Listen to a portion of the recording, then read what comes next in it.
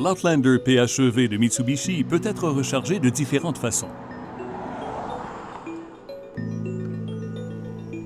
Vous pouvez le recharger à la maison à l'aide d'un chargeur spécifique installé par un professionnel. Pour recharger votre véhicule, vous devez d'abord le stationner et éteindre le moteur. Enlevez ensuite le câble de chargement relié au chargeur mural. Puis branchez-le au port de chargement gauche qui s'allume pour vous simplifier la tâche.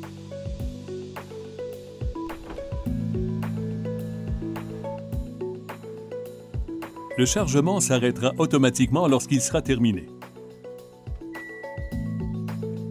Vous pouvez arrêter le chargement à tout moment en débranchant le connecteur du port de chargement et en le replaçant sur le support du chargeur mural.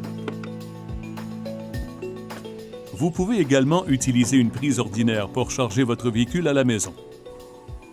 Le véhicule est doté d'un câble de chargement rangé sous le compartiment.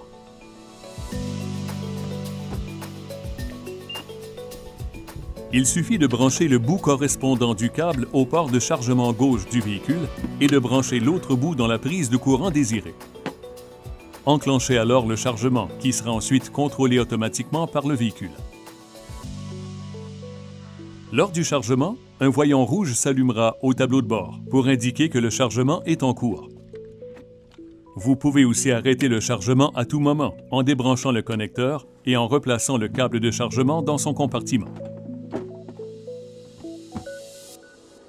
Selon la méthode de chargement utilisée, on peut recharger complètement le véhicule en 3,5 à 5 heures.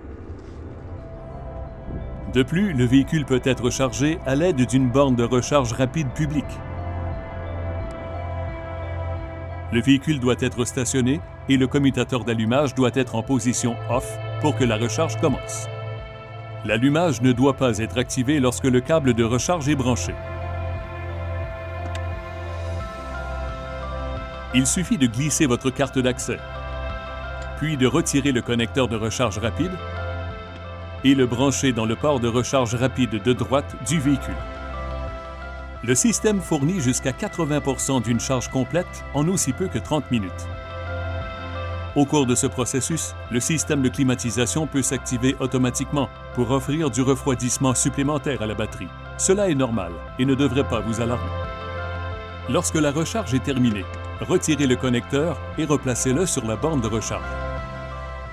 La recharge rapide doit être utilisée de concert avec la recharge normale pour maintenir l'état optimal de la batterie de traction principale.